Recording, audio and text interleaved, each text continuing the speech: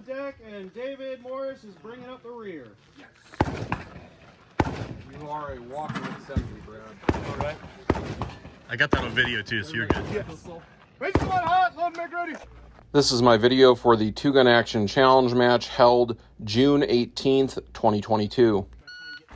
This stage allowed the shooter to either start with their handgun, which is what I'm choosing to do, or use their rifle, but the first 6 hits would have to come from loose rounds loaded out of a bucket into the first magazine. Then they could reload with a full magazine. Because the targets are only 50 yards away and I have a red dot pistol, it made the most sense for me to engage these targets with my pistol and not have to load rounds on the clock. Another thing to note about scoring on the stage is everyone has to keep going for 90 seconds until they par out. For every complete iteration through these target engagements, you get minus 10 seconds off your score. This stage is a good example of when doing things in Armored Division is harder. Getting into all these contorted positions while wearing a plate carrier and helmet is definitively harder than doing it slick. This position in particular sucks, but you can see how I brace my wrist against the prop for support.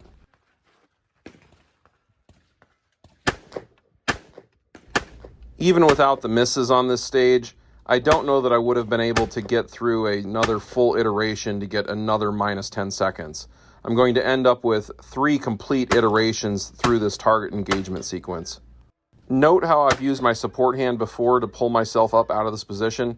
In this case, I'm at slide lock and I'm reloading, so I use my dominant hand to pull myself up out of the position.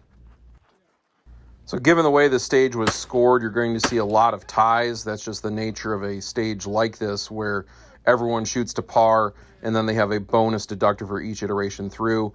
The best shooter had 4 complete iterations. I had 3 complete, and you can see that there were a number of other shooters that had 3 as well. I've taken off my helmet for this stage because maneuvering through this vehicle with it on is really difficult, and I'm going to have to go through it multiple times. The shooter starts outside the truck with their rifle unloaded.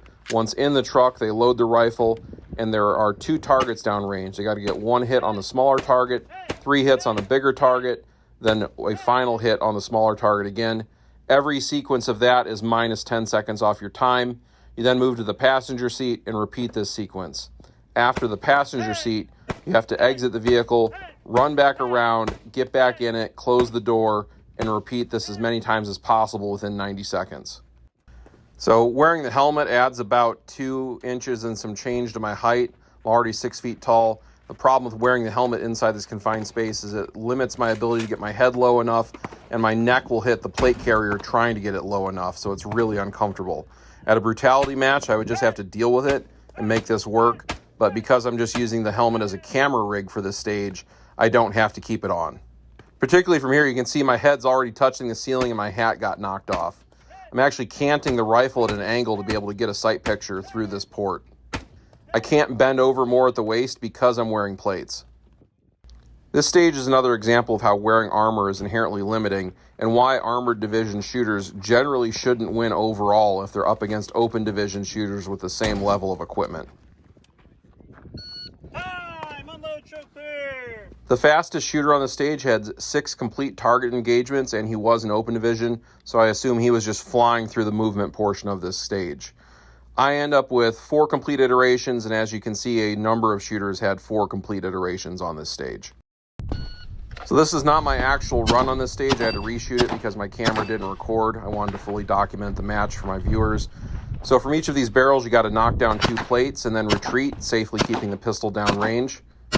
This, of course, gets progressively more difficult the further away you are from the targets.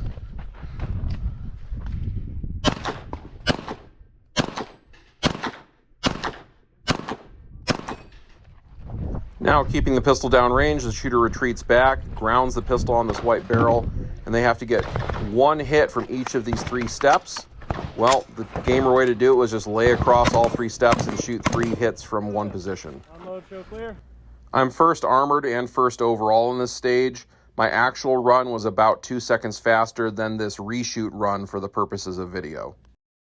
In the end, I am first out of 8 shooters in Armored Division and second out of 42 shooters overall. Being just under 5 seconds behind an Open Division shooter on these stages with as limiting as armor was is perfectly acceptable to me. Thank you for watching. Come back again for more action shooting competition content.